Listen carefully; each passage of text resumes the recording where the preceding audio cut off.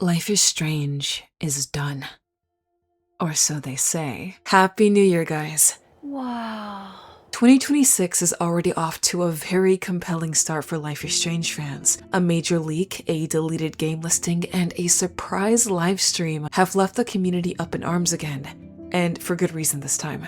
I'll admit that I'm not the kind of person to chase after leaks simply out of respect for developers and for you guys, because who wants spoilers, right? When I do these updates, my goal is always to contextualize, not sensationalize. But this particular leak was far more than your average nothing sandwich from a throwaway on Reddit. While concrete information is still unconfirmed, what was revealed actually gives us major insight into the future of the Life is Strange franchise, the state of Deck 9 games, and what we can expect moving forward for our beloved characters. In this video, I'll be doing a deep dive into these reveals, sharing all my thoughts and theories, and bringing you details on everything we know so far. With that being said, let's get into it.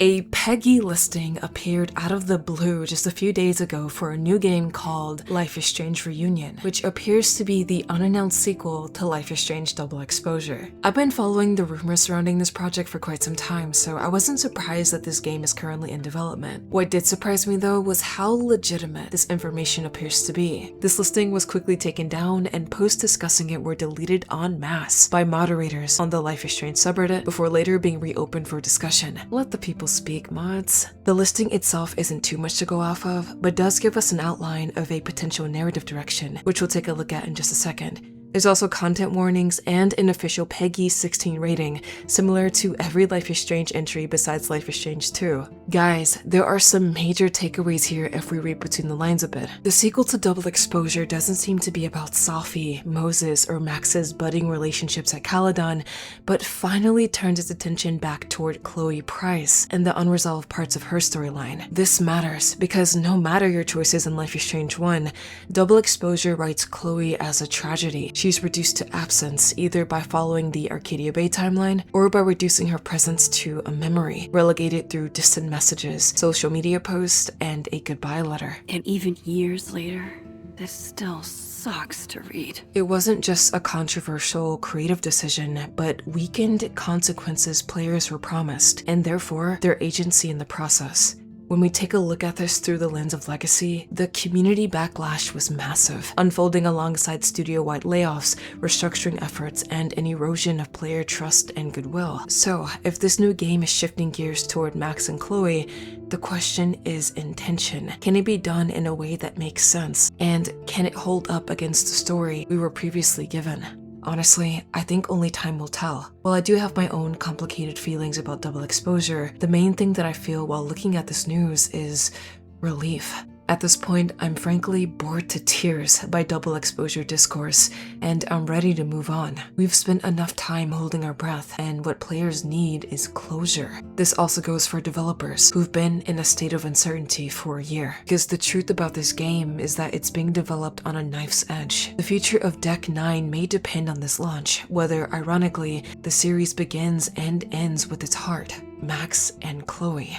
As someone who grew up playing these games since I was 14, who's watched this franchise evolve over 10 years, who felt seen for the first time in these characters and by default had so much trust to give, it took me a long time before I could even talk about Double Exposure. The game's direction, the gross oversimplification of Max's trauma, and the misleading marketing really left me frustrated. In a community built on care and substance, where the biggest debate used to be over diner food and who you romance, watching the fallout was honestly demoralizing. The correct answer is Chloe, by the way, and Belgian waffle. I don't make the rules. I mean, Warren isn't the worst romance option ever. That award goes to Ryan Clayton in Beyond Two Souls. But anyway, I digress. I see Life is Strange Reunion as not a clean slate, not as water under the bridge, but as a chance, possibly the most important one, to remedy what was fractured, not broken. Now that I got my feelings out there, let's take a closer look at the game, shall we? Chloe Price is Max Caulfield's partner in time. Losing her is Max's greatest regret. Now Chloe has come to Caledon University, haunted by nightmares and impossible memories. Chloe needs Max's help, but Max is already in crisis. In 3 days, a deadly inferno will destroy the campus. Ooh, what immediately grips me here is that this new game may actually be told from Chloe's perspective. Double Exposure is centered on Max, her internal struggles, and how she wanted to move forward after the events of Life is Strange 1. Sacrificed or not, Chloe was still a fixture in Max's life, with Max reminiscing about her in and out of cutscenes and still keeping a photo of her in her wallet. This reminds me of... No, never mind. Hey, I remember that stain. Chloe and I knocked over Joyce's wine bottle and we scrubbed forever, but it never came out. We got so busted. Is this about the blue-haired girl whose picture you keep in your wallet? Wait, you snooped in my wallet? Stop deflecting. The girl with the blue hair. What's the deal with you two? While Chloe's fate is completely up to the player, the ending of Double Exposure completely merges the two timelines. One timeline where Sophie is dead and the other where she's alive, meaning that technically, according to the game's lore, so is Chloe. While there are plenty of ways another Chloe game could be interesting, so is the fact that this could be another Chloe game, holding up a mirror to Life is Strange 1 and Before the Storm. Although I love Life is Strange 2, I recognize that the first two entries were what resonated most with players, meaning this would undoubtedly be a recursion of Legacy. Because what better way to mend those prize-filled hearts than with the Before the Storm style return? With Max this time. We know that Double Exposure was an attempt to reboot the series, so this direction would be especially curious. I see what you're doing, Deck 9. What really makes me believe this is a Chloe-focused game, though, is the information found in the content-specific issue section. This game features depictions of the use of illegal drugs. During a party scene, the player is offered wine and is given the option to take a sip. The player character realizes that she has been spiked from the drink that she sipped on and is experiencing hallucinations.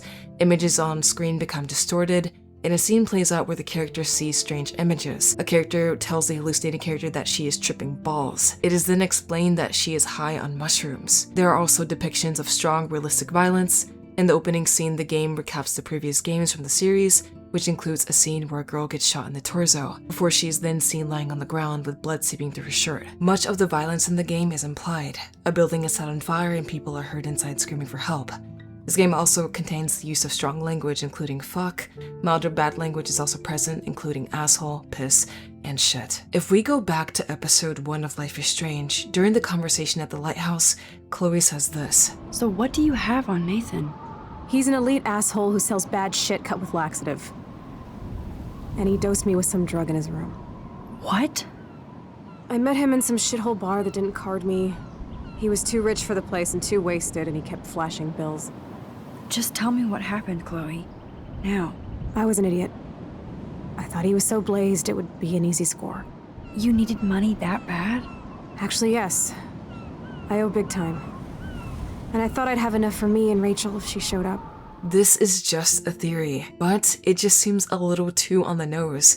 Given the urgency of the plot, I doubt there'll be much time for ball tripping. This sounds like a bad memory, one of Chloe's bad memories, and could be one of the nightmares she's having. What's pretty cool about this in isolation is that the only time we see Chloe facing her fear of Nathan is when she's protecting Max. Chloe puts on a brave face, but she was scared of him, until she couldn't afford not to be. While I don't think Nathan is solely to blame for the tragedies at Blackwell, he did drug and kidnap, that we know of, Chloe, Kate, and Rachel, pulled a gun on Chloe twice, and pulled the trigger in one of the timelines.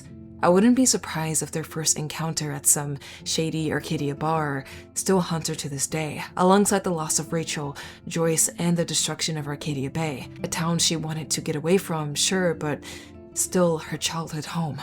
That fear is present from the moment we meet her, from the time she's threatened and rushes from the bathroom, dropping Rachel posters in her haste to get away, to the confrontation in the boys' dormitory, and revelations beyond. I don't have much to say about the Inferno other than, okay, I hope this isn't another rehash of the same central conflict we've seen before. This series has really struggled to move past Countdown Till Doomsday storytelling. For the sake of reception, I hope this level of disconnect is avoided entirely. Maybe this has something to do with Sophie's revenge or what plans she has in store for Caledon, residue from Double Exposure, and some kind of pyrogenetic phenomenon.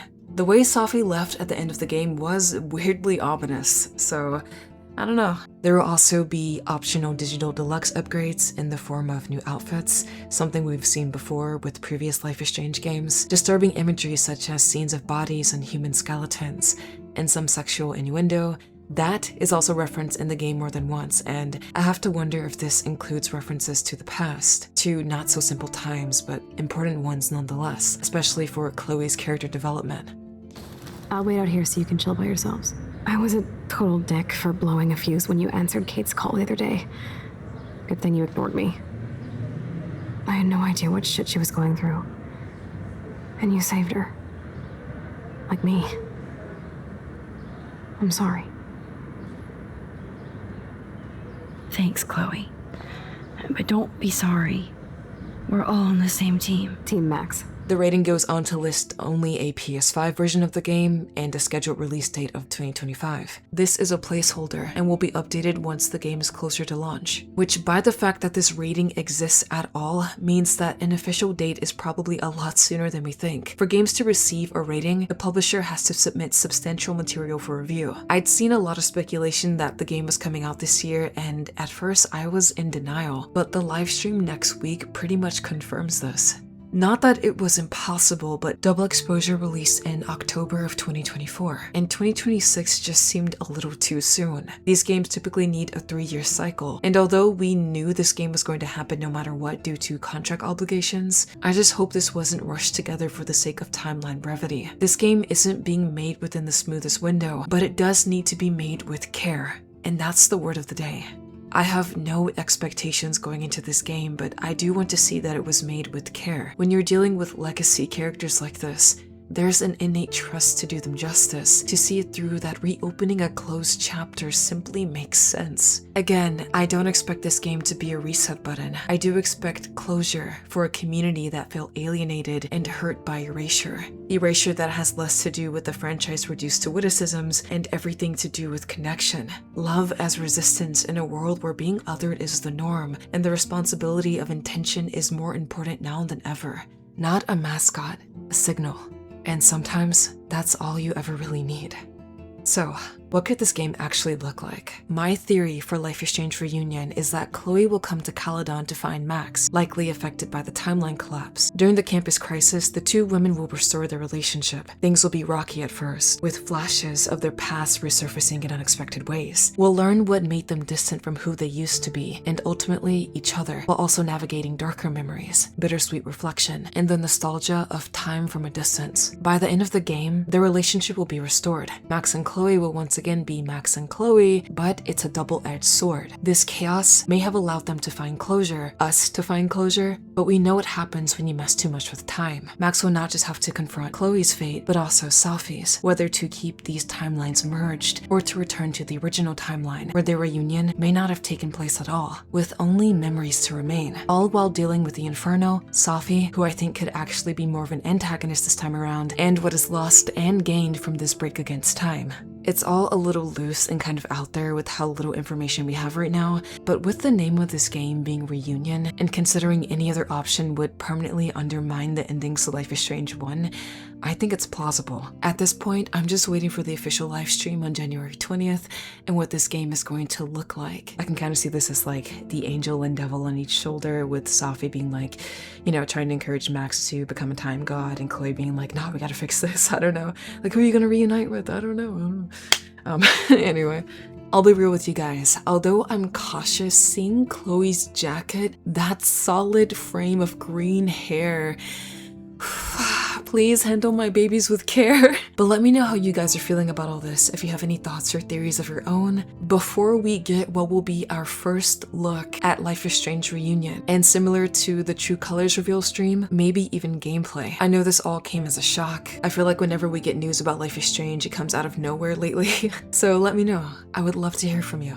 And of course, any news, trailers, or gameplay we get on Reunion, I'll be covering extensively on the channel. So if you want to see more from me, be sure to hit subscribe for complete breakdowns, theories, and future news and analysis as we learn more. It seems like we're going straight into the launch cycle this time around, so buckle up, guys. I'm guessing we'll be seeing Pricefield again this fall or this winter.